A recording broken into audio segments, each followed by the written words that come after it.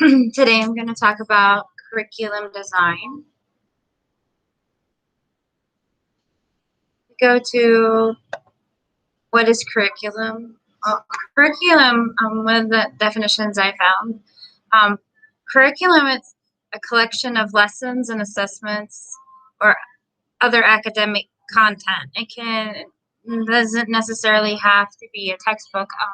For the class I teach, it could be workbooks and skill sheets that I get that are supplements from my classroom that come from our curriculum. And I emphasize that is taught in a school or a class by a teacher.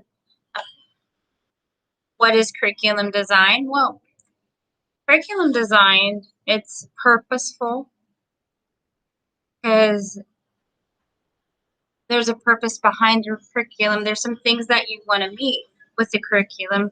You want to make sure that it's meeting the students' academic level in your classroom, that it's meeting district policy as well as core policy, and you want to be deliberate with the curriculum you're teaching. You want it to be systematic, organized curriculum. Again, the curriculum that I use is an Abeka curriculum, and it is designed in such a way that everything is in order, from the lesson to projects that they may suggest, and also a bunch of different games that enable me to engage my students. But there's an outline, there's a topic, and it's even the way the texts are presented, they're presented in an organized fashion. So the importance of curriculum design, well, a curriculum design ultimately we wanted to improve students' learning. We also wanted to align with the learning goals that match up with the learner stages. So we have, for instance, in our math curriculum, it's a circular curriculum. So what happens is we teach them the basics, and every grade will go ahead and it'll assess the learner's background knowledge. And it does this throughout their kindergarten experience all the way up to high school. It's connected. There's steps. But they take prior knowledge into consideration, and it creates opportunities to employ problem-solving strategies, which help with critical thinking, but it also helps the student become able to solve real-world problems. So you want the curriculum to be designed to go outside the classroom. Curriculum that's supporting student engagement. So when I first started teaching with the curriculum I do, there was a little bit of student engagement. It was mostly teacher-led. I've had to supplement with different curriculums to embrace student collaboration. I use a lot of maybe teachers to supplement, where I do a gallery walks we can do stations. For instance, when we're working on chemistry project, they may have in my science when I introduce that. We go from the fizzy lemonade station to baking soda air balloons to the element driver's license. There's just different stations.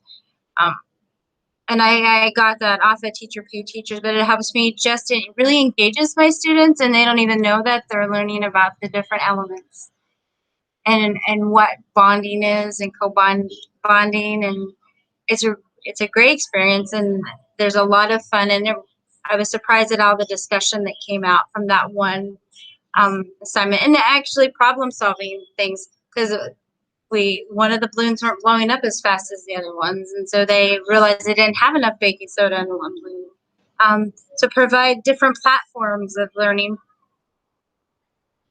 When I first started teaching, I basically used just the skill books that was given to me. But after a few years, I employ every tool that I can, from audio, from videos to audiobooks, to having my sixth grade students, they actually do their own Google Slides, and their Google documents. I expose them to a little bit of, we're going to do some basic coding in one class. There's a variety of platforms and ways that I engage my learners. I have a lot of kinesthetic learners, and so we do a lot of hands-on projects. I use a variety of material. I just don't use what the school provides for me. I allow the students to access our school library and bring that into the class. And I also bring stuff from our public library and share with the students as well. And I have learners that have so many different interests, and I learn to engage my learners' interests. But first I get to know my students, and that would be, I have, for example, I have a student in my history class that enjoys studying the presidents, and I had a book on George Washington in my classroom, and it really engaged him, and he's actually we're going to do a BioCube assignment. So just really engaging them allows them to deepen their knowledge about the subject, and he actually learned a lot of more facts about George Washington, and actually a little bit about his demeanor, and it inspired him to learn more about more presidents like Abraham Lincoln, and now he's doing his own another BioCube on him.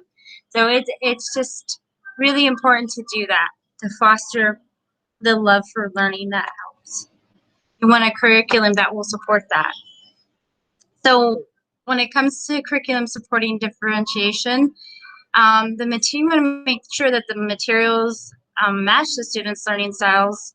Like I had mentioned on my previous slide, you want to make sure that you gear them to the way they learn. I had one class that was visual learners, and I did a lot of PowerPoints and a lot of videos for them, and they did take a lot of notes, and it worked for them. One thing that's important is open lines of communication about curriculum between classroom teachers and special education teachers and ELL teachers. And for me, I had a student that I wasn't sure was able to fully understand the curriculum that we had, and I was grateful to be able to collaborate with our special education expert in our school to come up with ways to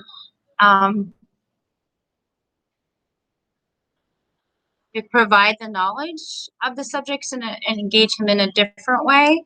Maybe through, we found that Jeopardy worked, and he was able to go ahead and use the curriculum, but we did some of it in a Jeopardy format where it worked well for him, and he was able to retain the information. Teacher development, providing insight on curriculum-based questions and supporting students. This was a great help for our school. We looked at, how to supplement curriculums, but we also did a curriculum track. We have a program where we're learning to track our curriculum and put in those so we know what every teacher is doing, and we're all on the same page, and it does make a difference in the delivery, the types of curriculum we may use, mostly the way we supplement our curriculum, because there's not too many different vendors that we use in our school. So the supplements are basically just being able to talk to teachers about how we supplement our curriculum. Scaffolding is very important. We can support the foundation of our students, learners, and different needs. And then the SMART goals, goal setting. My students, we have